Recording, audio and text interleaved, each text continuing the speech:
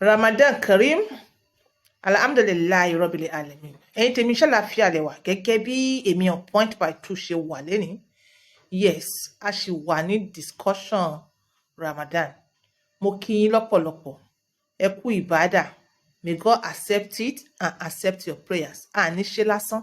Mo kí ẹ̀yin Kristẹni lọ́pọ̀lọpọ̀. So, ẹ ti wo first part of this one. The second part ẹ̀ lélẹ̀. The second part ẹ̀ yìí kí ló dì pẹ̀lú? Like ó ti sùn lọ́sàn-án, ó kàn rí pé ó dà. Tó bá wá ń sùn bẹ́ẹ̀, tó ń sábà sùn bẹ́ẹ̀, tó ń lálàákàlà, kí ni the next tó yẹ kó ṣe? Tó bá dẹ̀ tó ń lálàá dáadáa, kí ló yẹ kó ṣe?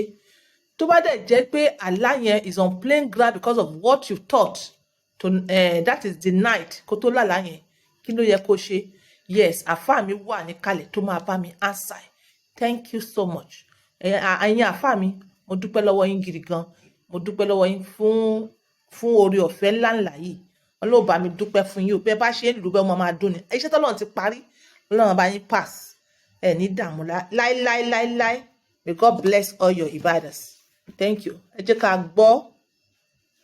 Téèyàn ọ̀dẹ̀ rìn ti irú àlá tí ẹ̀yàn ńlá. Báwo ni kí ẹ̀yin ó ṣe sí àlá dáadáa ní àbí kí èsì àlá dáadáa?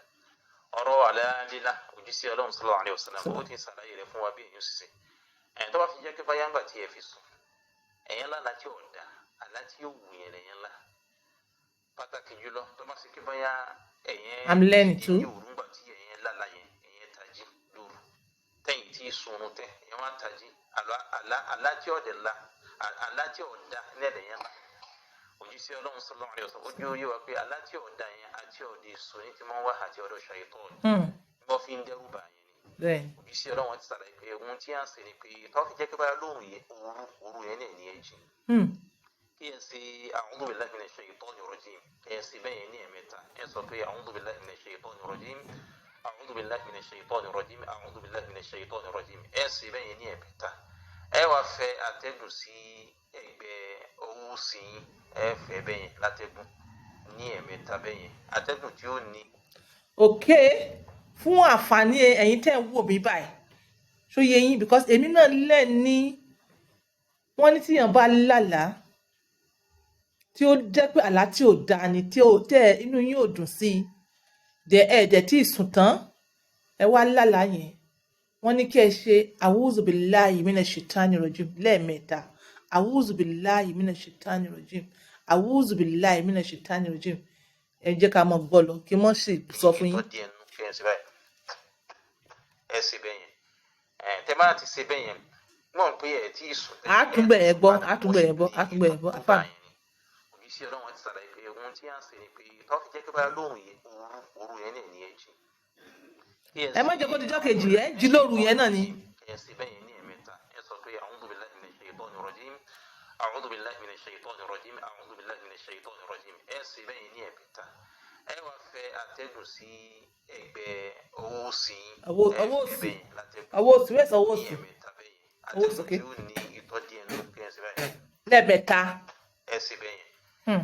Tẹ bá ti ṣe bẹ́ẹ̀ yẹn mọ̀ pé ẹ tí ì sùn tẹ́ ẹ tún sùn padà position tí ẹ bá bára yín tí ẹ fi lálàá yẹn ẹ change ẹ.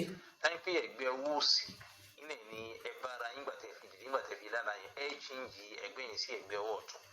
Tó bá sì jẹ́ pé báyà ẹ̀gbẹ́ ọwọ́ ọ̀tún ilẹ̀ ni ẹ bára yín ẹ change ẹ. Ẹ change ẹ sí ẹ̀gbẹ́.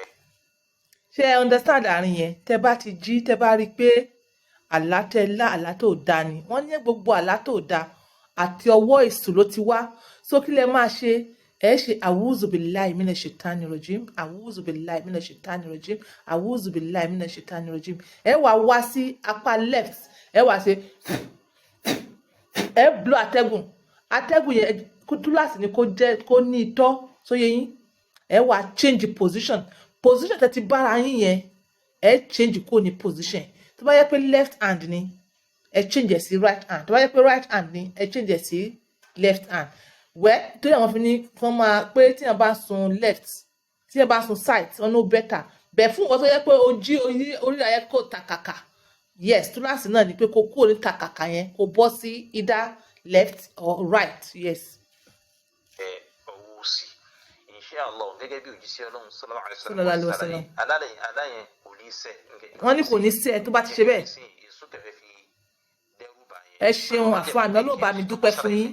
tẹ́yìn bá ti jí ṣùgbọ́n tó bá ṣe pé báyà aládáadáa ni iná ẹ̀ ní ẹ̀yẹn ńlá àǹfààní aládáadáa ni bí kẹ́yìn lára pé ẹ̀yẹn wà àlùjánnà lọ àtàwọn fámílì yẹn àti àwọn òbí yẹn àti àwọn ọ̀rẹ́ yẹn tẹ́yìn jọ ń ṣe ẹ̀sìn láyé tẹ́yìn jọ ń ṣe Islam ẹ̀yìn lára pé Ọlọ́run ní kẹ́yìn mọ̀ wọ Firdausa lọ kí Ọlọ́run kí ọmọ sí ní èèwọ̀ nìkan kẹwàá ẹ̀yìn lára arú aládẹ́ yẹn tàbí mo lára pé èmi àti àwọn fámílì mi àti òbí mi àtàwọn bọ́dà mi à ń ṣe hajj à ń ṣe umrah àwọn aládáadáa bẹ́ẹ̀ yẹn ṣá tẹ̀yìn aládáadáa bẹ́ẹ̀ yẹn tí ó bá dojú mọ́mọ́ kí ẹ̀yàn ṣàlàyé àdáyìn fún ẹni tí ẹ̀yìn bá nífẹ̀ẹ́ sí jù kẹ́yìn ṣàlàyé bí mo lọ́la báyìí kẹ́yìn ṣàlàyé fún ẹni. Yes, you know, he's actually right.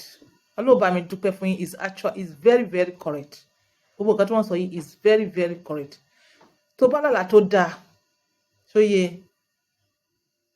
wàá wá pé àlá tó dáa tó fẹ́ claim àlá yẹn bí àwọn olóyìnbó ṣe máa ń ṣe o fẹ́ claim ẹ̀ wàá wá wá èèyàn tó fẹ́ràn tó nífẹ̀ẹ́ sí tó náà nífẹ̀ẹ́ rẹ̀ wàá wá rọ fún un o ti stamp ẹ̀ nìyẹn o ti stamp àlá yẹn nìyẹn. ọ̀nà tí àlá tó máa ń pín sí ni pé eléyẹn ń kẹ̀ jẹ́ àlá lásán ni kò ní ìtumọ̀ kẹ̀kẹ́. another form of àlá. nǹkan tí ẹ̀yin bá rú kẹ́yìn odò sùn bí àpèjú yẹn sìn bá bí sọ́rẹ́ǹtì tó ní exam tí exam yẹn dẹ̀ lè gẹ̀ tó ti fi ọ̀pọ̀lọpọ̀ àsìkò kàwé exam yẹn le ìgbà tó bá fẹ́ lọ sùn tó jẹ́ kíjọ́ kejì ni ó ṣe exam probability ó lè fi exam yẹn lálà eléyìí ò sí nkẹ́kẹ́ ò ní nkẹ́kẹ́ òjì sí ọlọ́run jẹ́ yọ àpètò yìí nǹkan tí ó rò ní ẹ̀ ló fi nǹkan tó rò sùn náà ni ó fi lálà yẹn ò ní nkẹ́kẹ́ tàbí bá bí ẹni tó ní travel tó fẹ́ travel tí travel yẹn kẹ́ tó pàtàkì tó ń kún tí ń rò náà nìyẹn síwájú kó tó lọ sùn ó lè fi travel yẹn lálà eléyìí sì kẹ́kẹ́ nǹkan tó rò síwájú kó tó lọ sùn ni tàbí ẹ̀yẹn sọ̀rọ̀ ẹ̀yẹn yẹjú ọ̀rọ̀ kẹ́ síwájú kẹ́yìn tó lọ sùn ọ̀rọ̀ yẹn dẹ̀ pàtàkì kẹ́ ẹ̀ lè fi ọ̀rọ̀ yẹn kẹ́yìn kẹ́ fi lálà kò sí nkẹ́kẹ́ nǹkan tẹ́yẹn rò síwájú kẹ́yìn tó sùn ni tàbí mo ní ìnáwó ńjọ́ kejì ń sìn báyìí mo ní ìnáwó àfẹsíwẹ́dì ẹ̀ lè akẹ́dùn nìkan tẹ́yìn fẹ́ sìn ẹ̀ lè fi sùn gbogbo eléyìí torí nǹkan tí ẹ̀yin rò síwájú kẹ́yìn tó lọ sùn ní ẹ̀lẹ́yìn fi lálà eléyìí